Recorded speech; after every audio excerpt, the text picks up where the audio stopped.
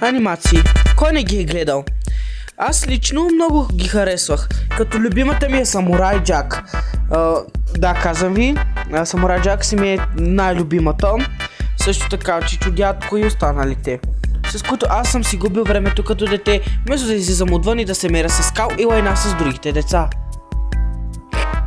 Добре, сега няма значение коя е най-добрата анимация или коя е най-лошата. Или пък да ги хейтя. Чакате такова видео? Нека аз да ви съсипя детството като един човек. Но това видео е зловещи тайни за Спонж Боб, които вие не знаете. Буквално вчера, докато си гледам Stranger Things, случайно в Google, да, естествено, че ги гледам в Google, брат, аз няма да давам пари за Netflix. Много е скъпо. Пък и не знам как да си го направя така. Докато си гледах Stranger Things, ми излезна нещо случайно, а именно сценарии за епизоди на Спонж Боб, които са просто смущаващи за едни от епизодите, които са минали по най-нормалния начин, но е имало друга идея към какво да се насочат и доста тъмно и мрачно са се случили, но са били отказани. Гледайте до края, за да разберете повечето неща, които са били скрити. Така, понеже това са сценарии за епизоди и аз няма как нито да ви покажа сценариите, нито епизодите съществуват, дори да ви покажа ни малки кадри, защото това са просто сценарии и няма как да ги покажа, защото на мен не ми е позволено, бе, хора. Защото епизодите са толкова зловещи, дори само за четене, като сега аз в момента ви ги чета. Добре, че си ги скриншотнах, защото сутринта като потърсих пак тази страница, я нямаше. И аз се чудя, what the hell, брат, добре, че ги скриншотнах. И сега почвам. Ако има някакви малки деца, моля ви, излезте от видеото и не се чудете защо съм избрал тази музика за начало на такова видео. Просто не намерих подходяща. Да, мързи ме. И какво това, брат, смисъл? Айде да го забравим това. Така, първият епизод, който ще започнем е с Йети Рак. Всеки знае какво се е случило, всеки знае с какво господин Рак ги е заплашил. И нали, епизода, вие си го знаете. Но ето какво е трябвало наистина да се случи. Когато господин Рак отправя своята заплаха, той отива там, където трябваше да отиде. Аз не помня. Сега, да, мога да прочета, но аз ви чета важното. И докато господин Рак отива нали, там, където трябваше да отиде, се сблъска с неговата измислица Йети Рак. И той не се дава. Бият се, но господин Рак губи, Йети Рак го убива и го изяжда. Но като оставя главата му. Ето сега ще чуете защо. Като даже точно в неговата история Йети Рак помирисва мързела на Сепия. И отива там. Спонж Боб още не е отишъл на работа. И сега ще ви кажа защо. Защото трябвало да се забави поради някакво там приключение. И то не пише поради какво приключение. Като Йети Рак отива точно в хрупкавия рак. И нали Сепия си мисли, както в епизода, че нещо това е господин Рак и иска да го оплаши. Но като Йети Рак изважда главата на самия господин Рак и я показва на Сепия. Сепия вика в агония, моли за помощ, вика, но никой не може да го чуе. След това Йети Рак, ето сега идва страшната част. Спонж Боб отива на работа, защото е закъснял с 3 секунди, както винаги, за да подрани. Но ето къде е страшната част. Той като отива, нали, на работа, той вижда, че има следи от кръв. И си мисли, че това е кетчуп и трябва да се изчисти. Докато не стига офиса на господин Рак. И той отваря вратата и вижда някаква сянка и си мисли, че това е господин Рак. Докато не вижда какво се случва наистина. Как Йети Рак яде от вътрешностите на Сепия пред самия Спонж Боб, който го стъписва. И той бяга с викове за помощ. И военните идват, опитват се да го спрат, но не могат. И ето тук вече се включат супергероите. Спонж Боб взима Патрик със себе си. Молят Русалмен и Молъско Бой да им дадат костюмите си и техните сили, като те се съгласяват, защото нали, те са стари. И Спонж Боб и Патрик отиват направо в неговата пещера, убиват го и заживяват добре. Но като Спонж Боб остава без работа и направо трябва да се търси нова. Жалко, Хора, аз само се стъписам, само като ви разказвам. Втория епизод е малко по-така, но трябва да ви го разкажа. Така, втория епизод е където се обяснява защо обяснява се защо Перла няма майка. Винаги вие сте се чудили защо тя няма майка. И сега сигурно ще си кажете, ама те са разведени. Но дали е така? Спонж Боб нали, отива на работа. Прескачам, защото е скучно. И като отива на работа, той се чуди защо Перла никога не е идвала с майка си, за да видят господин Рак. И само тя е идвала. И той пита господин Рак защо Перла няма майка. И нали Перла, защото е заблудена, каза, че уж са се разделили и нещо подобно. И господин Рак поглежда нали, наляво надясно, казва, че е така, но Спонж Боб не му вярва. И след това той се съюзява с Планктон. Като уж Спонж Боб го послъгва малко, че ще му помогне, демек ще му даде рак бургер, ако нали, те излезат истината наяве, като дори Перла иска да знае. Като те го хващат. И го карат да каже защо майката на Перла я няма. Ето, чуйте. Съвсем истинската истина. Докато той е бил нали, още моряк преди пенсия, той е бил на последното си отплаване. Като е имал един проблем. Един голям кит, който е искал да изяде него и неговия екипаж. Но това значи, че господин Рак е бил притиснат и е трябвало да избира живота на кита или живота на неговия екипаж. И сега си мислите, че той нещо там с били една обикновена битка в Спонж Боб. Но не се залъгвайте, като той награва един харпун и убива кита на място. И ето забележете, този кит е бил бременен. И детето точно при сблъсъка с земята някак се е излезнало живо и здраво. Като господин Рак започва да се самосъжалява и обещава на себе си и на умрелия кит, че той ще се грижи за детето. Да, малко тъмна тайна. И след това Перла се стъписва и не иска повече да вижда баща си. Като епизода направо е толкова смущаващ, че само като го чета ми е неприятен, пък камо ли да го имаше наистина, че да ви го покажа. Добре, че това са просто сценарии, бе хора. Ето го и още един направо смущаващ епизод. И не от новите, които е трябвало да дойдат. Този с Перла, нали, е бил плануван да се пусне, но понеже е бил нали, прекалено страшен и нали за това че да се обясняват такива неща е било излишно и този епизод направо е нямал как да бъде пуснат, но е бил плануван да бъде пуснат. Все едно, добре, че са го отказали.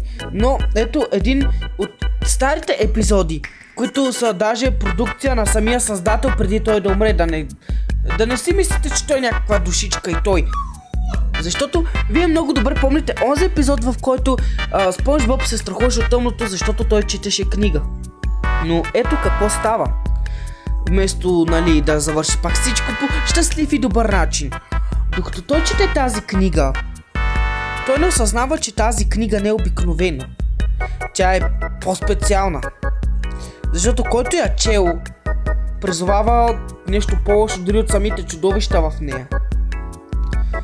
И в смисъл, той призовава нещо направо кошмарно. Сянка с очи, човешки очи, с кръв и една психопатска усмивка. И разбира се, Спонж Боб Първо си мисли, че му се привижда такива неща, докато си спинка сладко, това не му създава пред лицето и той с паника скача през прозореца и отива да моли Сепия за помощ, като Сепия не го интересува и си спи. Също така той отива до магазина да си купи лампи и ги залага навсякъде в къщата, за да няма нито едно място за сянки. И както се е развил и самия епизод, те прекаляват, със светлината и без да искат пускат сигнала на Русалмен и Мускобой, като те идват. Но без да искат, с техния автомобил те чупят малко от лампите и се създава сянка, в която се появява именно и това чудовище, което супергероите се опитват да го спрат, но чудовището ги убива и оставя техните трупове и след това ги изяжда. Като на Спонж Боб и Патрик не им остава друго, освен да се помолят на техния си бог, там Нептун, и той да ги избави от това. Като той ги избавя и да праща демона там, където има мястото и да бъде мъчен до веки веков. Спонж Боб изгорява книгата и след това с Патрик те правят погребение на вече починалите супергерои. Ето и последният епизод. В смисъл не знам кой е точно. И ето го последният епизод страшен, който успях да намеря. Именно този, в който Спонж Боб и Патрик си играят с някаква играчка, която да им казва да, не. Знаете го този епизод, в който те попадат в джунглата и да. Но ето какво се случва. Всичко си минава по нормален начин, те отиват там, този епизод си го знаете. Като уж онзи човек идва и да ги спаси, но пък шибаната играчка им казва да не отиват никъде и те стоят. И се минава още време, но ето вижте къде идва драмата. Вече Сепия откача. Той не може да търпи и иска да си тръгне. Но като другите не искат вече да го слушат, защото тази играчка им е нещо като бог. И в смисъл те не го пускат, той взима това, иска да го щупи, но те го нападат, като ето какво става. Сепия ги убива един по един, дори самия рейнджър, който е дошъл да ги спаси. И след това Сепия прави нещо много странно. Той изяжда Спонж Боб, Патрик и онзи човек, минава по пътя, по който онзи човек е направил и отива в Бикини Ботъм, като той застрашава хората и няма какво да се направи.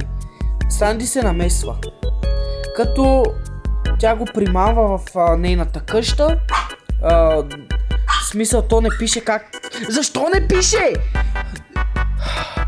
Не пише как в смисъл, примамила го е някакси. Той е дошъл. И ето какво става. Тя пуска нещо като статичен шум, чупи му се шлема, а вие знаете, че там в нейната къща няма вода. Той се удушава и умира. Като след това тя захвърля, тя унищожава тялото му, за да не се върне. И като цяло всички остават добре, като отново има погребение на тримата. На Спонж Боб, Патрик и онзи рейнджър. А пък Сепия е мразен, господин Рак принуден да си намери нов касиер и даже забраняват в техния град Бикини Ботъм да има Сепии, за да не се повтори тази грешка. И да, а най-страшното за тези сценарии, знаете ли какво е? Че аз си ги измислих. Никога не е имало такива неща, вие луди ли сте? Да си бяхте видели израженията, леле майко как си помислихте, че тези простоти са истински, Ето това видео го направих нарочно, защото има някакви такива ютубъри като мен, които си мислят ето такива неща, с които да изплашат дечицата и после децата им вярват. Хора, тези хора са създадени тези детски, за да ви радват, да има какво да гледате, а не да ви плашат. Няма истинска история. Нито Фин е в кома, нито нищо. Нинджа го няма никакъв страшен епизод. Абе, всичките тези страшни неща са просто измислица на болните мозъци на феновете. Това, което сте гледали като малки, това е, няма нищо скрито. Аз не мога да повярвам, че вие даже изобщо ми повярвахте. Като аз дори не ви показах откъде чета. Това трябва да ви показва. И не бъдете толкова наивни. Това, което гледате, това е. И какво научихме днес, деца? Никога не вярвайте на хората, какво ви говорят за някакви уж истински неща, които са се случили зловещи или някакви тъпоти. Такива работи не са истински. Просто измислите на болните хора. И по-точно болни с мозъка. И ето какво научихме, деца. Никога не се доверявайте на такива хора. Гледайте си детските и Спонж Боб. Това, което гледате там, е това. Няма нищо скрито, нищо страшно. Дано да съм ви насрал. Но пък хайде, не ми се сърдете. Време беше аз да си покажа моята психопатска страна. Не само кралски да има. Всеки от нас има психопатска страна. Независимо дали е скрита. Ето, аз ви показах моята, като ви обясних за тези епизодчета, които дори не са реални. Аз си ги измислих. И сега ще се чудите, добре, как ги измисли? Много са, може на някой от вас да са ви харесали, но ето как. Аз докато цепех дърва за камината и ми хрумнаха. Просто ей тъй, брат. What the hell? И да, съжалявам ако нещо съм попрекалил. Гледайте си там анимациите, няма нищо скрито, нищо лошо. Това беше от мен, гейчета. Ще се видим, когато хейтя тези анимации. Благодаря.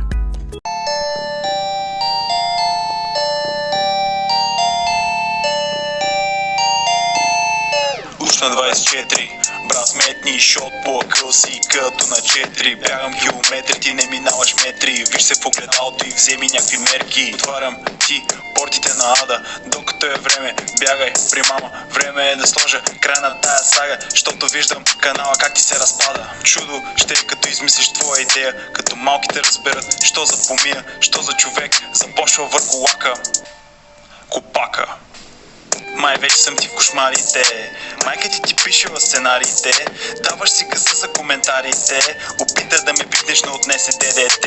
Вече си бавен, ти си бавно развиващ. След този трак канал ти е силно загиващ. Опита да ме заплашиш, ама не на мене тия. После даже знам, че ще ме караш да ги трия. Сериозно ли пробва да нападнеш, Коби? Дори заплахите си сложи в скоби. Страйкваш канали и правиш глоби.